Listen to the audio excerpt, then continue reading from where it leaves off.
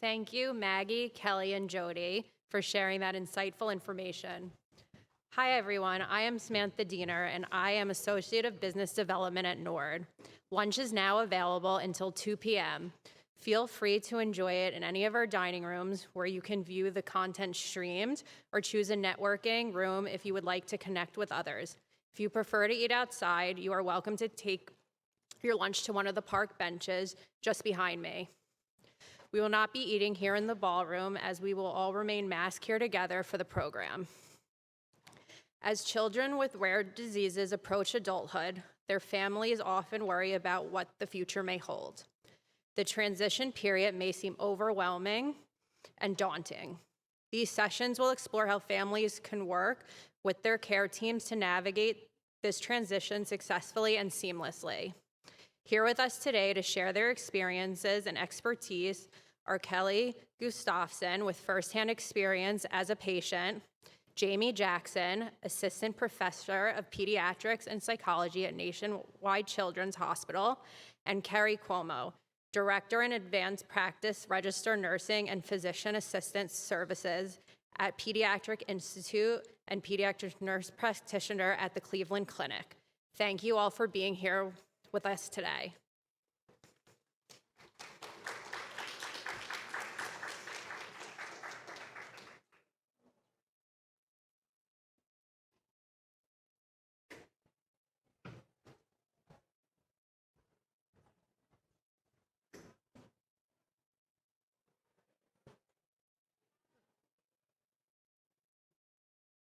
All right.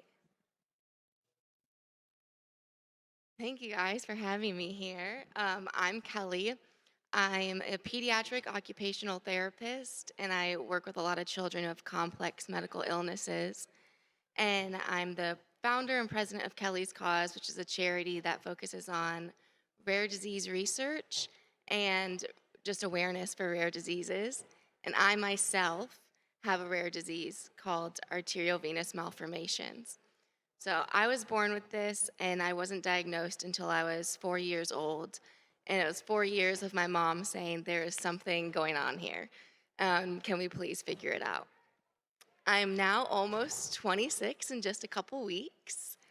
So I have spent the past 22 years transitioning to adulthood and taking over my own care.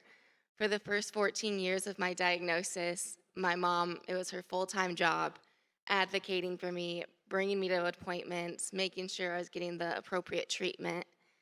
And the past few years, it's now kind of transitioned to me doing that. And as soon as I turned 18, I became the one signing those documents saying it was okay to do surgeries. A little background on my disease: it's incurable, and the treatment is going through surgeries every couple of months. And most recently, I started a chemotherapy, and that is I take every day, and every year I have to make sure the insurance company will approve said chemotherapy because it is not an FDA approved treatment for my disease. It's very experimental. My doctors think I was the first one in the world on it, but now it's considered commonplace treatment because I had such success on it, and now they're trying on others and are seeing success. But this transition to taking over my own care, I would say, started when I was 12 years old, which sounds incredibly young. I don't remember a lot from being 12, but it started at 12 because that's when my mom started saying, we're at doctor's appointments and you can start sharing your symptoms. Just tell the doctor, this is what I'm feeling, this is what hurts, this is what's going on. The doctor started directing questions more towards me, like, how do you feel about that, Kelly? What do you think about possibly doing this instead, or like doing that? And it was slowly a process of, I'm having this symptom, or I'm doing this. Like when I play on the playground, I get really short of breath and I notice my friends keep going. Simple things like that were the start of transitioning my care. And then it became when we were doing intake with the nurses, and they'd list off all the medications, and it was me now saying, yeah, I'm on that still. I still take that. Like, that sounds familiar. But my mom was always in the room to be like, actually, no, we stopped that a month ago. We haven't been on it. Or, oh, we just started this new medicine and she just isn't used to it yet. So that was the next step of, can I remember all my medications? Can I do all of that? And then slowly it was, well, do I remember the name of my pulmonologist? So if somebody else is asking, say I'm at dermatology and they're like, oh, you see pulmonology, who is it? And I can be like, oh, it's Dr. So and so. I can start to list off all my doctors. And as I got older and I turned 18, it became, well, I see so many ologists. Which of these appointments could I maybe go to alone? So, dermatology, I would go to and be like, okay, I got this. I'll go alone. I would write a list down of everything. I'd talk to my mom about it beforehand and be like, what do I need to say? What are the highlights? I'm going to go in and I'll ask it and we can debrief afterwards. And so that's what it became of some of the ologists that I felt comfortable just going alone. And I'd have my phone and I'd have a list of everything and be like, I think I hit all the points that my mom said to say. And then afterwards, I'd read the medical summary and I'd debrief with my mom and be like, this is what happened. And she's like, did you ask this? Did you ask this? I go, yep, we talked about it. And slowly that became, as I was an adult and moved out for college, okay, I can go to this appointment alone and I'll tell my mom afterwards this is everything that happened. And I feel comfortable now going to appointments alone because I have practiced this strategy with my mom for years of let's make a list of what you have to say so we don't forget. And now I went to college in New York City, and then I now live in Washington, D.C., and my parents live in upstate New York. So I have transitioned care to multiple doctors, and I can say I still call my mom before every single appointment, and I still call her after every single appointment. And we do debriefs all the time, and I'll check in with her and say, should I say this at this appointment? And she's like, yes, please do. But some tips and that helped me with that, and we'll go over it too, is like I said, I make a list on my phone so that I don't forget. I always have my phone on me. And those medical summaries they give afterwards, someone mentioned she usually forgets them and throws them out. I do too. I hate clutter in my house. So I take a picture of them because I always have my phone. I always have pictures. So I take a picture of everything. I know it is so overwhelming to go into a doctor's office and not like just have so many questions. It's your first time there. You have to explain your whole history because you're the expert on this and this is their first time meeting you. That I will have a whole summary of what my disease is, what I've kind of been doing generally for the past few years, and just hand it to them and be like, here. And if you have questions, I can follow up on it. But this is the general idea of everything that's happened. And I will, like I said, call my mom. Sometimes I'll even call her in the appointments if there's questions that I can't remember but think she might have. I will like I have a list on my phone that says all my other doctors with all their fax numbers and all their emails so that I can say my anchor doctor who is out in Boston, she is willing to call you. She will call you, she will give you a summary for any questions you might have. And if it's something out of my realm cuz I'm not a doctor, she's more than happy to answer it. She'll if you're unsure about like being a person for me where I am, like I'm intimidating. I get it. I come into this knowing what I want and I have a rare disease that is like 1 in 300,000. So most doctors learned about my disease like a minute during one of their multiple lectures in med school. And that's it. Probably not even a test question. So they've probably never come across me before. So I'm an intimidating person to suddenly take on. And my anchor doctor specializes in this. So she knows a lot more and can give them some reassurance and guide them through it. So little things like that of I'm maybe almost 26, but I still call my mom every day and before every appointment. Like parents are not out of this as soon as you turn 18. They're still very much a part of it. And having multiple lists on my phone and debriefing and having my doctors provide those summaries for me and be those point people that are willing to communicate and share and like help other doctors out have been hugely beneficial for me. Thank you, Kelly.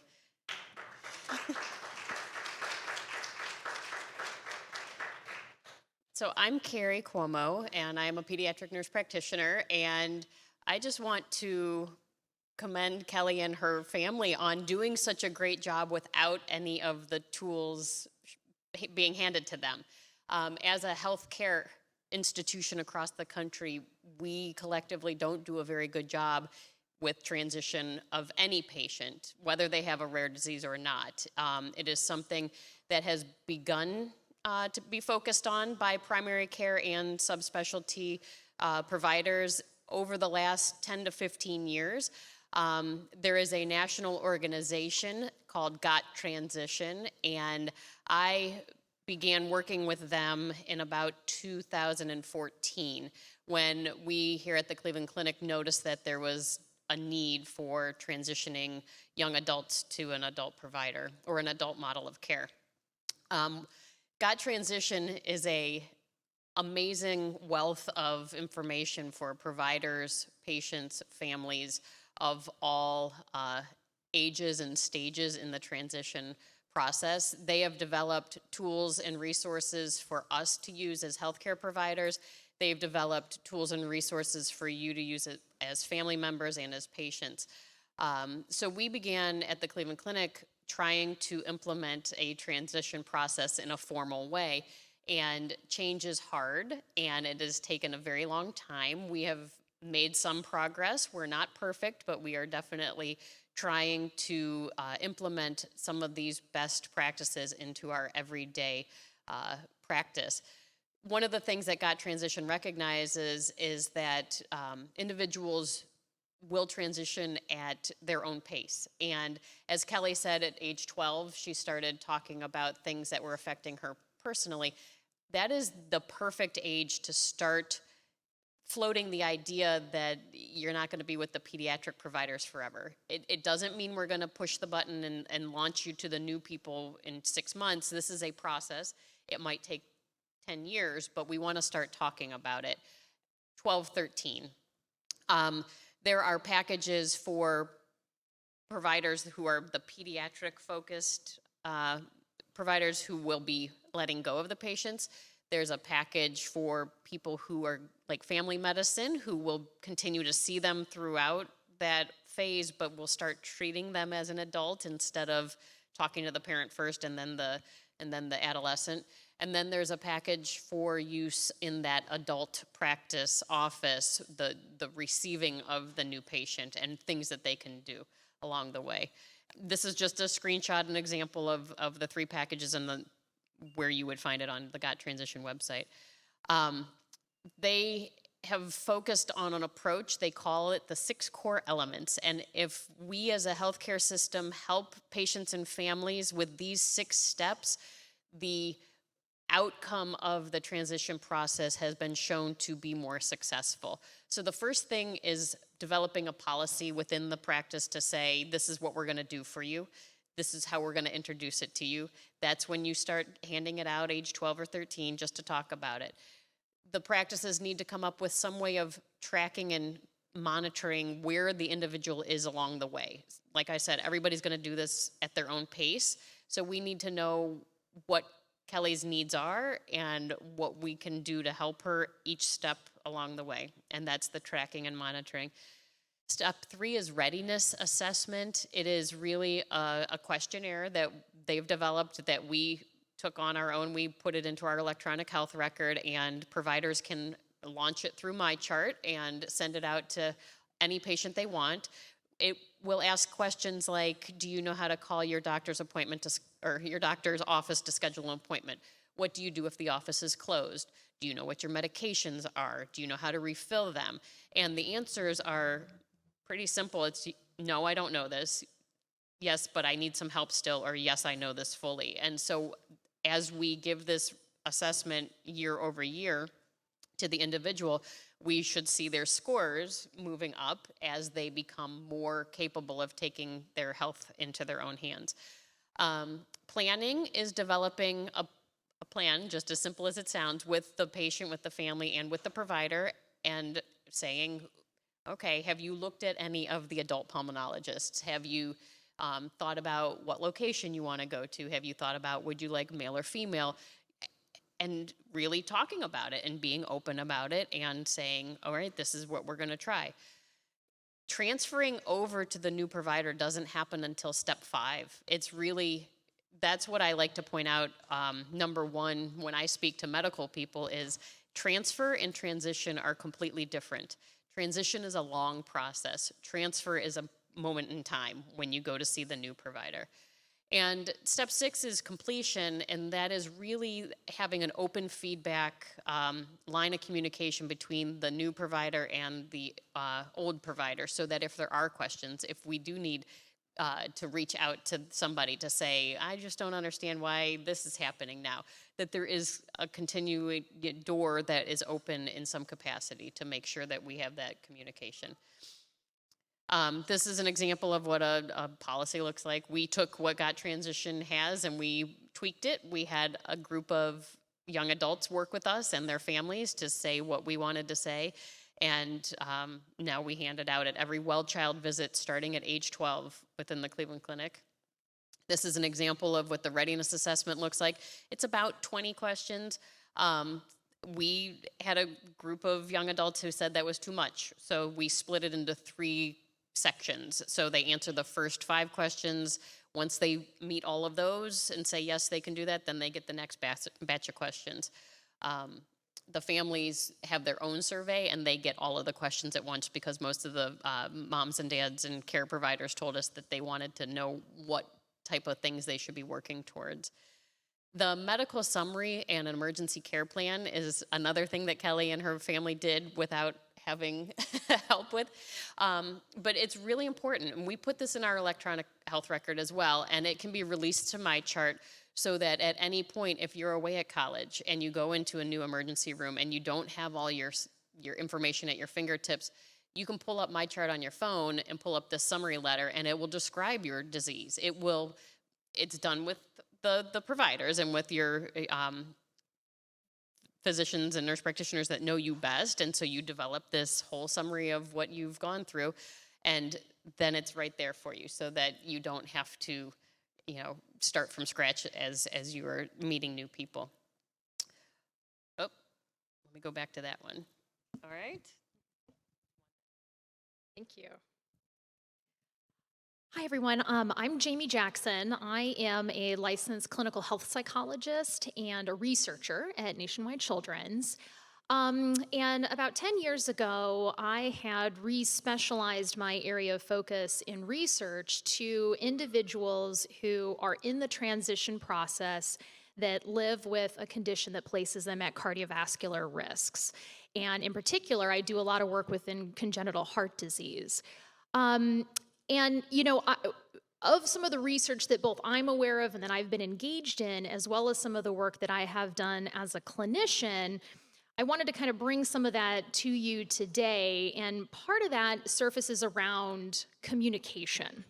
And so one of the things I'm hearing a lot, not only in our session, but in some of the earlier sessions, is really the importance of communicating not only with our providers, but also with each other during this transition process. So, as adolescents are working with their parents, in conjunction with their parents and in conjunction with the medical team, it's really important that folks communicate. And I've been really impressed to hear what the Cleveland Clinic has done with their transition program. And I think, Carrie, you had alluded to this. Unfortunately, not all programs are so well organized. And Kelly, hearing the story even with your parents is just really empowering and impressive to know how, you guys were communicating with one another, you were working towards that communication with the physicians.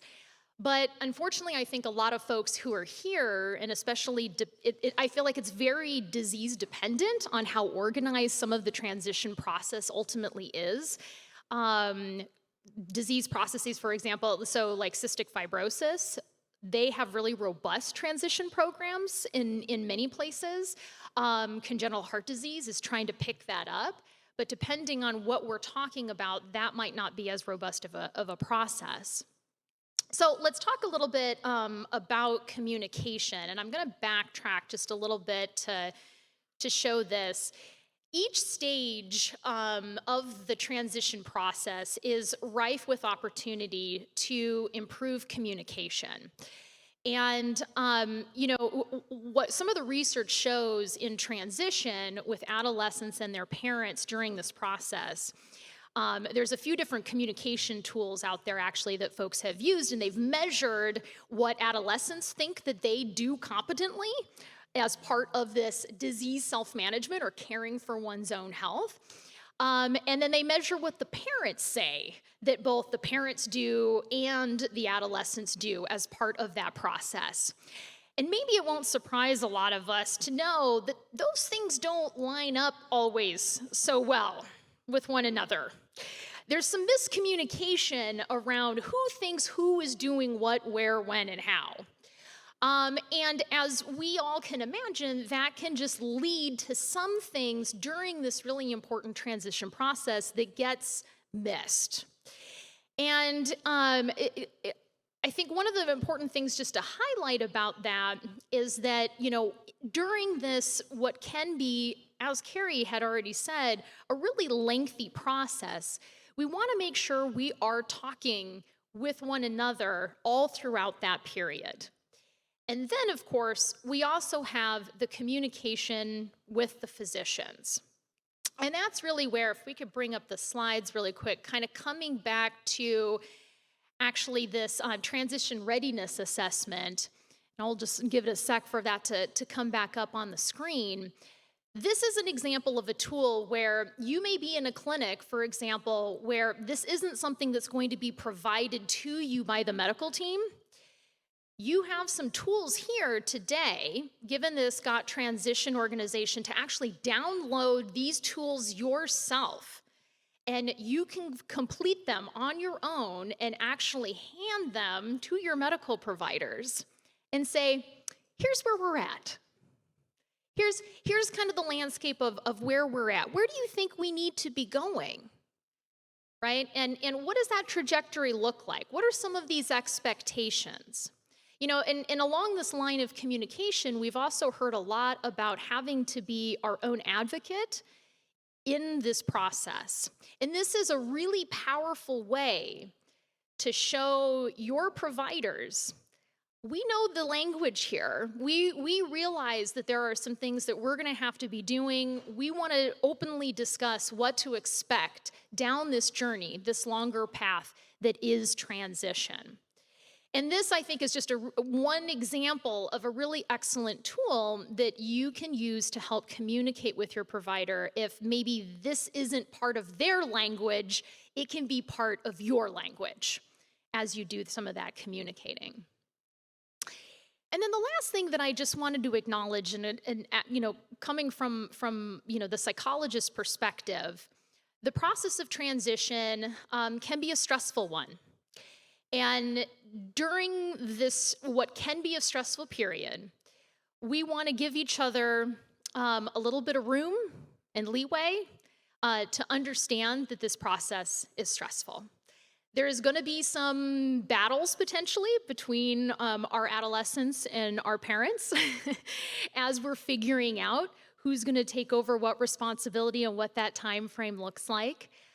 There is some research even out of my own lab that suggests, for example, for individuals with congenital heart disease, as they learn more about their condition and surely are getting more empowered during that process of transition, they also start recognizing that there could be a long road ahead. There can be some challenges coming up. There are certain outcomes that now they're aware of as they've gotten older that maybe they weren't aware of initially. That can really rise stress levels, and I'm so glad that mental health has been such has really taken some prominence in some of the talks, because it's absolutely right. we need to be aware of that, and we need to reach out if those stress levels get to the point where we feel like we need some additional help with coping. But I think it's important to acknowledge this both for parents to understand that about their teens as they're going through this process. Adolescence is just a rough period in general. Add on top of that a rare disease, makes that period even more difficult. And for any of the providers, and I think the providers who are probably listening into this talk right now are, they're probably on the cutting edge of kind of understanding some of these processes. But I also encourage providers to understand during this process of transition for the patients that they're working with and their family, they need to give those individuals some leeway too, because this is a stressful period. It can be a stressful period. And do not feel afraid to reach out and ask for support and help. Thank you.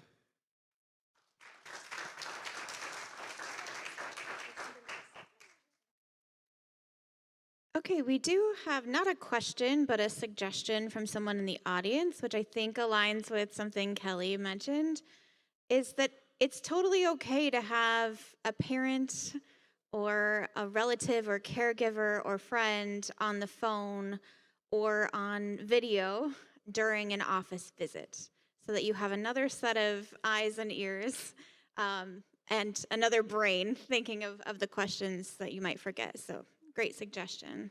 Yes, and on top of that, I will even ask doctors if it's okay if I record it. And I'll often, if they're like giving an end of like what you need to do next, I'll record it, because I'm not always the best when another doctor's like, well, what did they say? I'm like, I don't know. It was a lot of language I don't understand. So I'll often record it and then just send it on to a doctor or listen to it and just type out what they said. We do have a question. What should I do if my child's pediatric care team and adult care providers don't seem to talk to each other or want to be talking to each other? That's a great question, and it happens. Be the advocate, as Jamie was talking about. This is your journey, your health, and they need to talk to each other. So you can use these tools that we have provided from Got Transition. This is a great starting place to say, I understand, here's where we are on the readiness, and we're getting closer. If your pediatric team is not cooperating, it's usually, not just because I'm pediatric, it's usually a little harder to get the adult providers to engage in the process, just because of the perception and the way it's, I hate to say it, always been, that people just show up and they bring them in, and that's the way we've all been trained, and that's what they're used to. So it's usually trying to get the adult providers to engage in this process from the beginning. That's one of the things that we have struggled with as I've been implementing this at the Cleveland Clinic. We have several adult providers who understand. I would encourage you to reach out and find, maybe there's an adult primary care person who is interested in the process. Maybe it's not the specialist, the pulmonologist, but maybe you could transition another component of the healthcare first and then work one step along the way. As I was saying, it's individualized for each patient.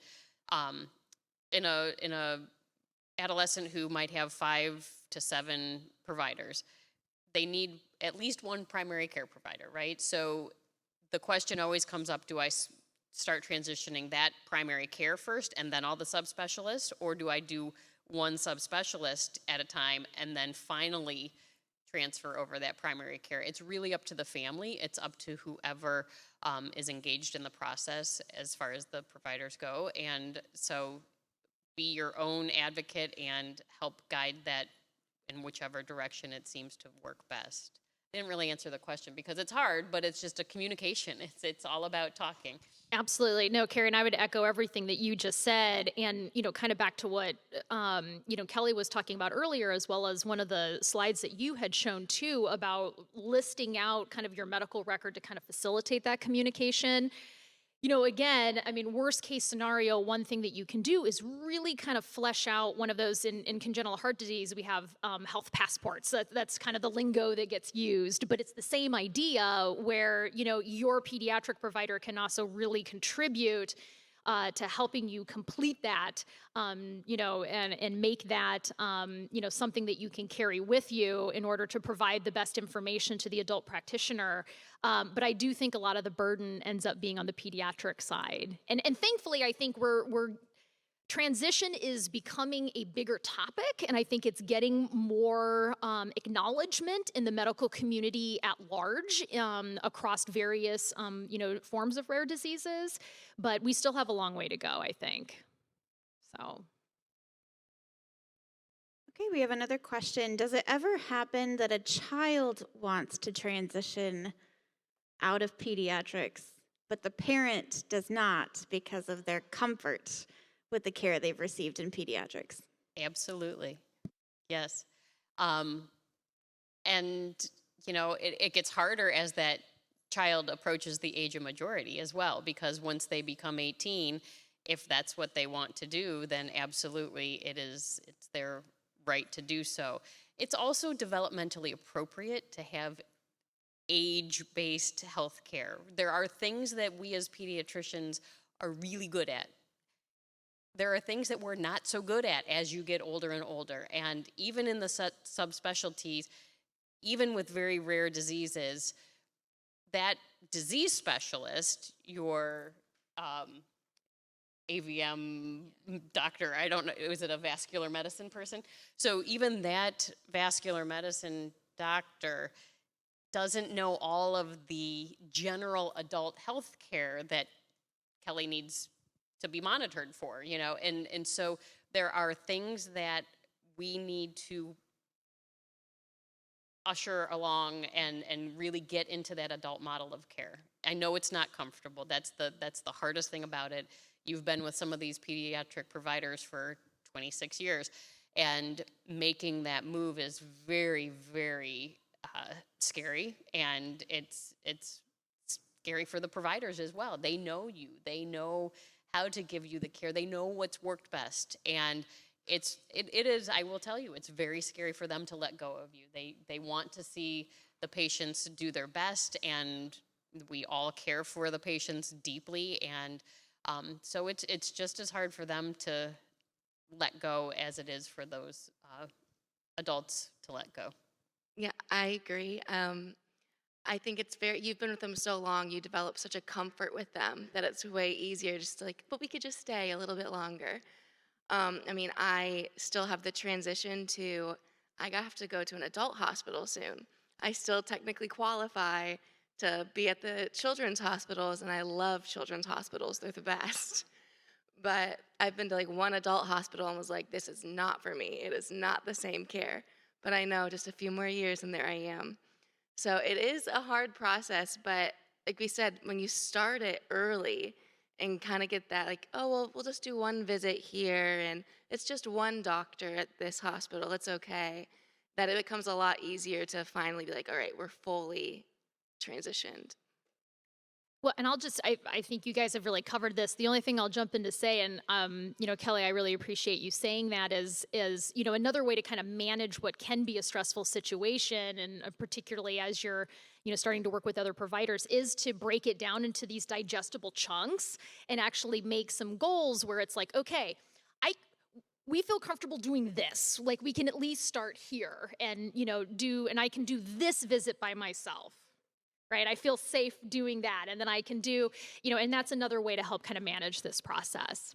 So following that question, we have a question. As an adolescent, how do I talk to my doctor about, aging out and going to adult care? And how and when do I begin and initiate those conversations?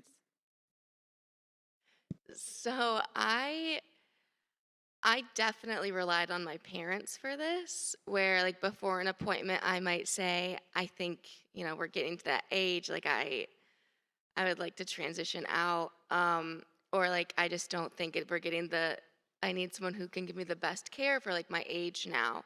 And being a woman, one of those things is going to the GYN. It's okay, are we ready to like have this appointment? Like, I don't know. No one's really brought it up to me yet.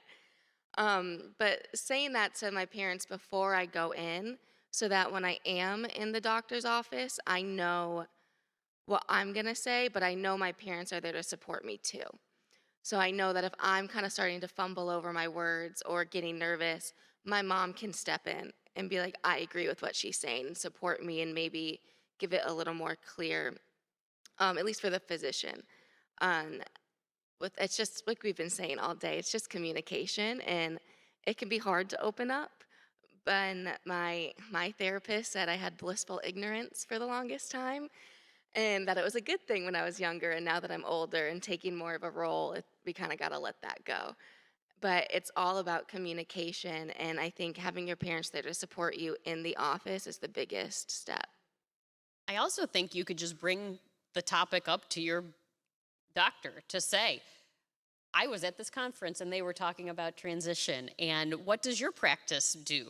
What do you provide? Do you have a process? On Got Transition, under the area for patients and families, there's a quiz that says, are you ready? And you can do it on your phone or you can do it on the website. And you could use that as, hey, I was just playing around on this website and I got this score that said I might be ready to start talking about finding an adult provider. Any of those questions should be very well received by any pediatric provider that you are seeing, because we all know that we can't see people forever. We have one final quick question. Can you talk about support or resources for parents who are letting go of some primary caregiver responsibilities? Yeah.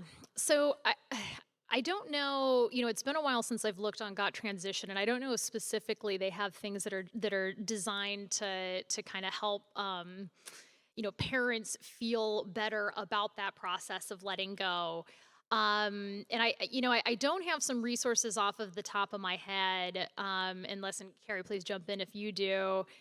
But I do think this is where, once again, you have to be kind to yourself during this process as a parent, and just acknowledging the fact that you have spent a really long time battling the heck out of this situation, right? Being the advocate, being the one to have to really assert yourself, with providers, to be the one to really, rally sometimes the medical teams to get certain things done. And when the medication is supposed to be taken, when these certain things are supposed to happen.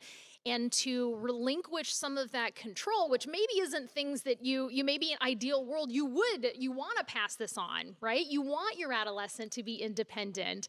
But there's a part of you that's like, gosh, if you want to do something right, you got to do it yourself. I know I'm guilty of that sometimes as a parent myself. But trying to just be kind to yourself and just realize, this is a team effort. You're not doing this by yourself. You're going to be collaborating with your adolescent, and you're also collaborating with the medical team during this process.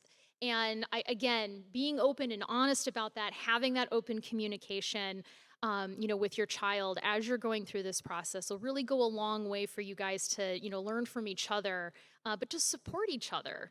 Even emotionally. I don't know if you have something to jump in on that. I know I've given my mom a lot of dirty looks in a doctor's office for during this transition, and she'll be the first to tell you that.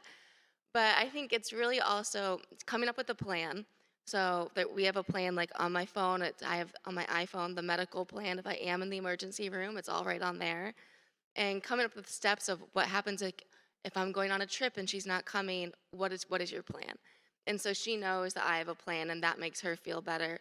But also trusting that you've spent the past 18 or so years training your child, and you've been in there, they've been watching you advocate for them, that they've had a great model for the past 18 years of what they need to do for themselves. So trusting that you have just been a great model and a role model for your child, that they can do it, and you taught them everything they need to know.